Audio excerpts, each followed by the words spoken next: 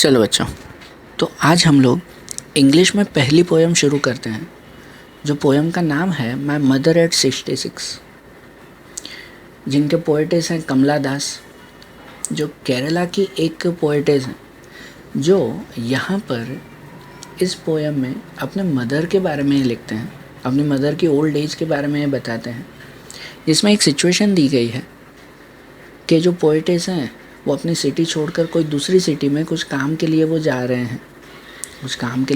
हैं और एयरपोर्ट पर उनके मदर उन्हें छोड़ने के लिए सी ऑफ करने के लिए साथ में जा रहे हैं। और कार में बैठे हुए पोएटिस अपने मदर को देख रहे हैं, अपनी मदर की ओल्ड एज को देख रहे हैं कि जहाँ पर उन्हें फील हो रहा है कि उनके मदर जो है वो कितनी ओल्ड एज के हैं। और इसके ही साथ साथ वो जब बाहर जा रहे हैं ना, तो उन्हें मन ही मन कहते हैं एक तरह का डर भी होता है कि इतनी ओल्ड एज में वो अपने मदर को छोड़कर जा रहे हैं कि भगवान न करे पीछे कुछ ऊपर नीचे हो जाए। तो पोएटिस दूसरे कंट्री में जा रहे थे कि जहाँ पर अगर पीछे इनकी मदर को यहाँ केरला में कुछ हो गया तो अपने मदर को ऐसी कंडीशन में देखकर उन्होंने ये पोएम लिखी है। देखो, हम पोएम की ये लाइन्स रीड करें, ध्यान देना। जैसे लिखते हैं कि driving from my parents home to Cochin last Friday morning I saw my mother beside me.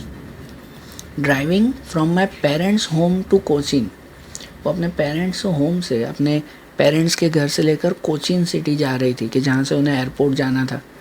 Cochin city जा रही थी last Friday morning. I saw my mother beside मी, तब उन्होंने अपने मदर को अपने पास बैठे हुए देखा। Dose open mouthed, her face ashen like that of corpse and realized with pain। उनके मदर की ये कंडीशन दी गई है। कैसे हैं? डोज मतलब कि जो नींद में भरी हुई, कहते हैं ना, आँखें एकदम नींद में भरी हुई, एकदम जैसे सोई हुई थी कार में, चलती हुई कार में जैसे नींद आ जाती है ना, खासकर ओल्ड एज में जब नींद आ जाती है।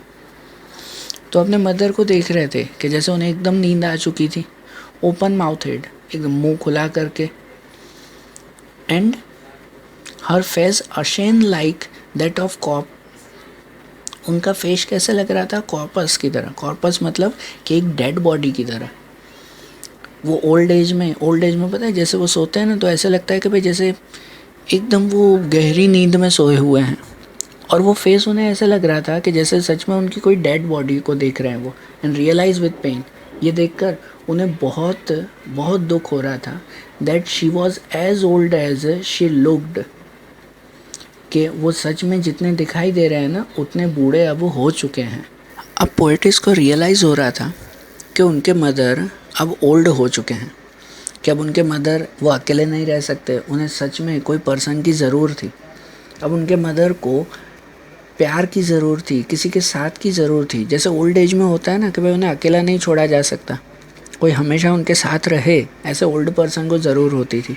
जब पोएटिस ने अपने मदर को ऐसी कंडीशन में देखा ना, कार में सोते हुए, ऐसे सो रहे थे कि जैसे कोई डेड बॉडी पड़ी हुई हो, ऐसे मुंह खुला करके सोए हुए थे कार में। और ये देखकर उनको लगा कि सच में उनके मदर अब ओल्ड हो चुके हैं, कि जिन्हें हमेशा कोई पर्सन की ज़रूरत थी, कोई उनके साथ रहे। लेकिन पोएटिस खुद कैसे उनके साथ रह सकती? वो तो बाहर जा रही थी, दूसरी कंट्री में जा रही थी।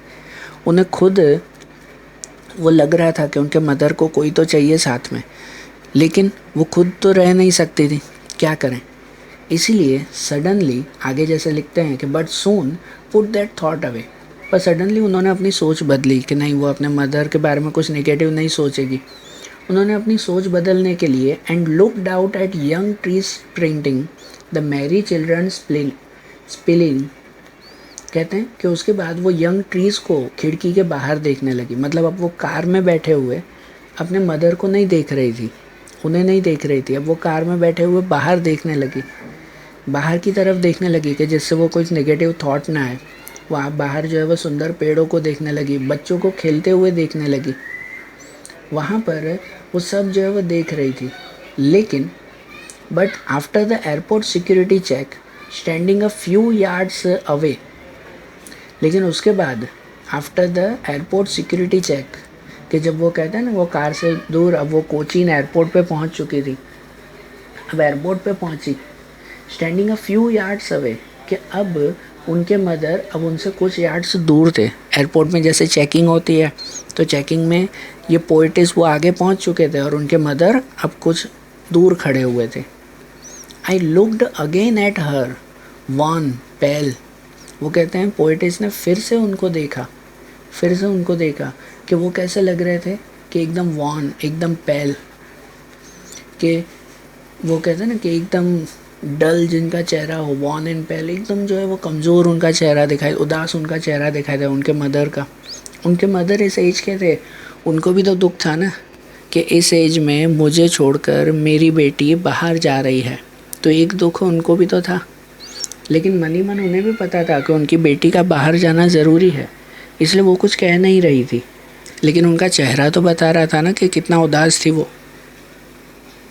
As the late winter's moon and felt that old familiar ache.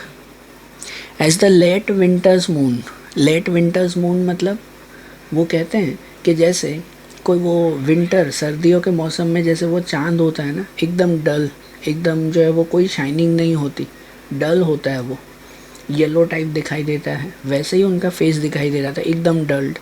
That old familiar act, कि वही पुराना जो है वो उन्हें डर, वो उनको दर्द हुआ, वही डर जो उनको कार में बैठे हुए हुआ था, वही एयरपोर्ट पे फिर से उनको वही फीलिंग आई। कार में बैठे हुए वो अपने मदर को देख रही थी ना कि मेरे मदर इतने ओल्ड हो चुके हैं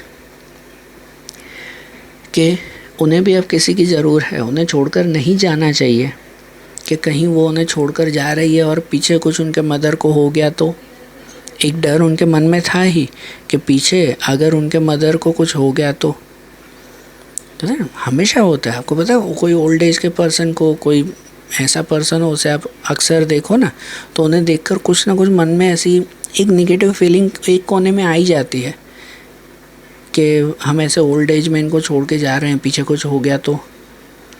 एक ऐसी फीलिंग हमेशा आती है और यही फीलिंग पोइटिस को भी थी। आगे कहते हैं माई चाइल्डहुड फियर, और वो कहते हैं कि जहाँ वो उनके बचपन से ये डर था, बचपन से उनको हमेशा ये डर था कि कहीं वो अपनी मदर को खो न दे। जैसे छोटे बच्चों को डर होता है ना, वो अपने मदर से कभी दूर नहीं जाते, मन में डर होता है उनके मदर कहीं चले गए तो।